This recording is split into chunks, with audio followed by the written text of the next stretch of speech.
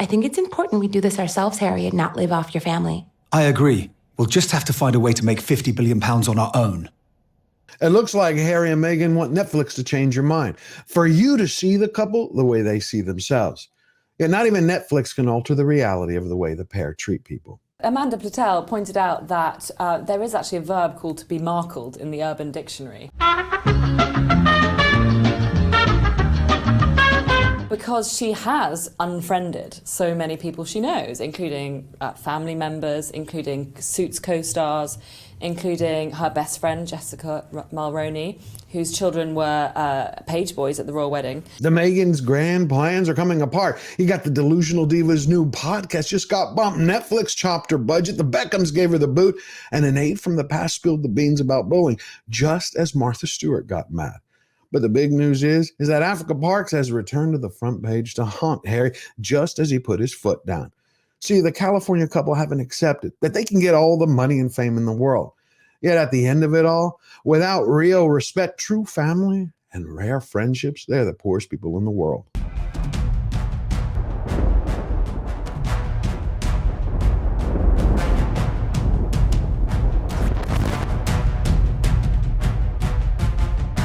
Before we go on, I want to share a special surprise with you. This Thursday, April 25th at 2 p.m. Central, 8 p.m. UK time, I'm holding my second Mega Meghan live stream with some very special guests.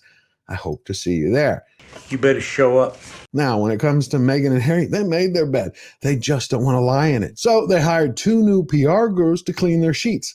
Because right now, the Meghans need all the brand managers that they can get their hands on. Look, I'm afraid Meghan is showing herself what she is. She's self-obsessed, self-indulgent, and this is nothing but a vanity project to make herself look important or try to, kind of relaunch herself. And I think actually she's toast in every sense. The real reason the pair of posers always find themselves in a pickle is because everything they do absolutely contradicts everything they do. From one week to the next, it's the same game. I have an idea. Okay. A message. I was thinking about this the other day. I was trying to write space. Whilst he's doing the food bag, they also obviously have various things on the... One day, you're going to have the Montecito manipulators preaching about poverty and injustice as Meghan signs bananas going to a shelter that gives food to sex workers who live on the street. And a little while later, she's going to be hustling overpriced jam that's being promoted by Hollywood has-beens, and most of all, her dog, Mamma Mia. Poor Pooch can't even get a break from being forced to pose for the cameras. I mean, that's how it used to be standard fare in Hollywood, but not anymore. But when it comes to the Meghans who've monetized their titles, that's just par for the course. She's spending her time making her own strawberry jam to friends and influencers as she launches the first product of her new brand, American Riviera Orchards. The same character that fuels the couple to abuse the royal family is the very same one that turns most people off. Take a look at recently. Victoria Beckham celebrated her 50th birthday. She held a star-studded event with heavy hitters from America and London. Yet who wasn't there? You had the dollar store Duke and his doppelganger Duchess were missing because a few months ago, Harry had a furious phone call with David, and he was saying that Victoria was telling the press some secrets about Meghan. So that put that friendship into the deep freeze. So you can say, George, what's the big deal? It happens to a lot of friendships.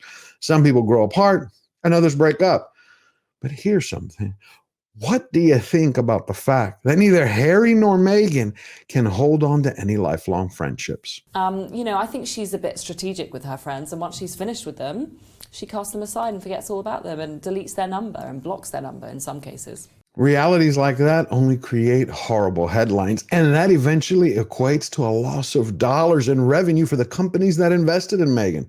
Perhaps that is the reason why Lemon Media just pulled the plug. The smaller podcast company is struggling to get off the starting blocks, the insider shared, adding that the company does not want the podcast launch to be overshadowed by the Suits alum's new Netflix series. Meghan's new podcast hasn't even started, yet it's already been Spotify'd.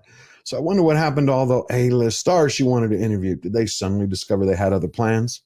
Our sources that are tailing the Daily Mail and Eating Confidential that Meghan has a list of very high-profile guests scheduled to participate in her new podcast. But does she? Very high-profile guests usually have their diaries filled months in advance. Meghan should know. She used to be one. Let's put the celebrities aside for a moment because we all know how fickle they are. What really caught my attention with this story is that the media stated that they don't want to overshadow the launch of Meghan's American Riviera Orchard or her new Netflix series. Now, I got to share with you, I don't know of any media company or studio under the sun that existed or exists right now that wouldn't jump at the chance to get access to millions of dollars of free advertising because they had a client of theirs participating in a series that had a global audience. So I'm not buying it. Either the company doesn't have the money or their executives finally met the real Meghan in person. Lisa Rinna, so nice to see you again. We've never met. Oh, why do I feel like I know you? Well, I've been on TV for 50 years, so maybe it's that. Cute baby. What's his name? Meghan? Archie. There is another possibility, however, that someone over at Limonada finally did their research on the delusional diva and they saw the writing on the wall and that an incoming train wreck was headed their way. More damning info about Meghan Markle's palace bullying will emerge after ex-aide spoke out. The truth always finds a way to drag the guilty out of the shadows and then to shine a light on the innocent. Right now, former palace aide Samantha Cohen, who used to work for Queen Elizabeth II for 20 years, and as we all know, later worked for one particular Hollywood wannabe, recently confirmed to the Australian Herald Sun that yes, she was one of 10 staff members at the palace questioned about the allegations concerning Meghan possibly bullying staff. So guess what? Those reports have been locked away for years at Buckingham Palace. But now that Cohen has already spoken out, it's just a matter of time till the dam breaks and the facts come out. And this could not come at a worse moment for the House of Montecito, especially as Harry and Meghan just got new jobs.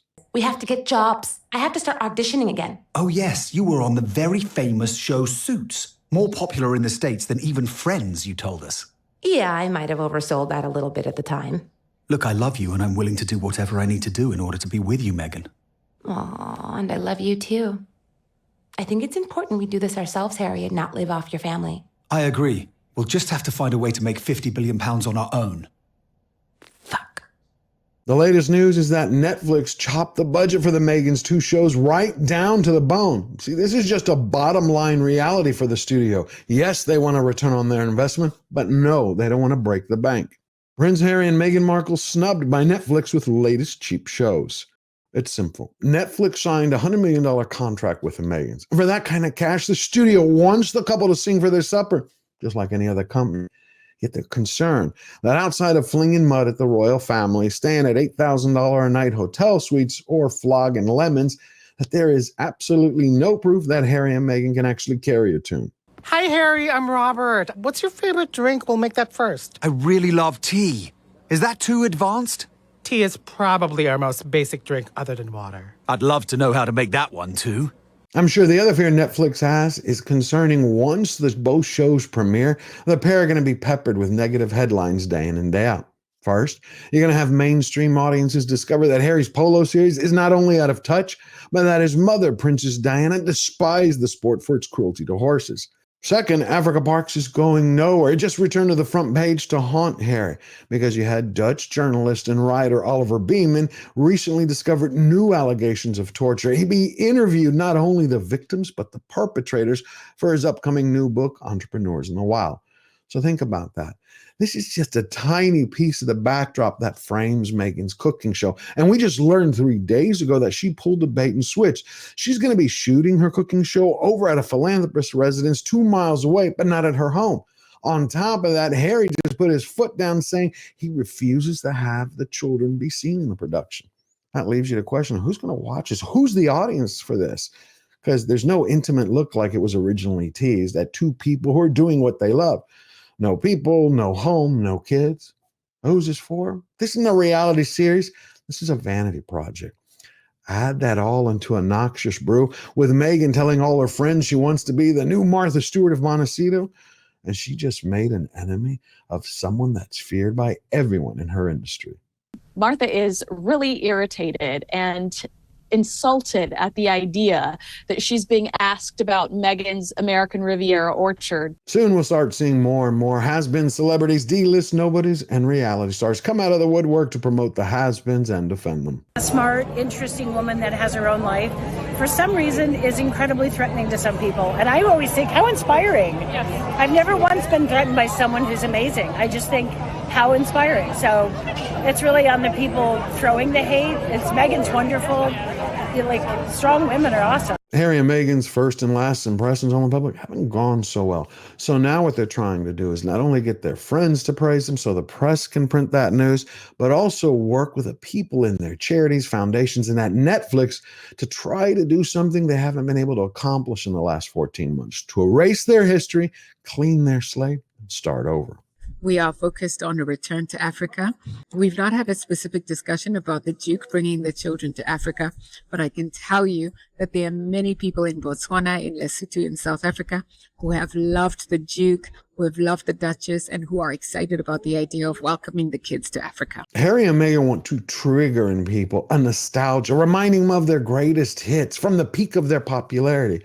So don't be too surprised if you see like a rendition, a smaller version of their wedding take place in Africa. We really want to celebrate the family. We haven't even had a chance to celebrate the wedding in Africa. We haven't had an opportunity to meet the kids. And so a lot of us are really looking forward to the opportunity to do so when the time comes. The good news is, while the California chicken coopers spin their wheels, the citizens of the United Kingdom and all the Commonwealth nations got to celebrate the new statue of Elizabeth II being unveiled at Rutland.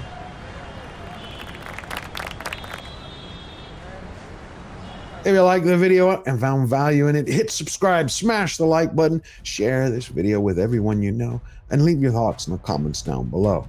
And to win every battle and stay true to yourself, all you have to remember is, we never bow down, we never bend the knee, always forward.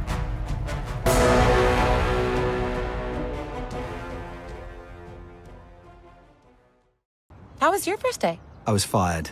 It was so hard. But they did let me take some expired cake pops home. Want one? Yes.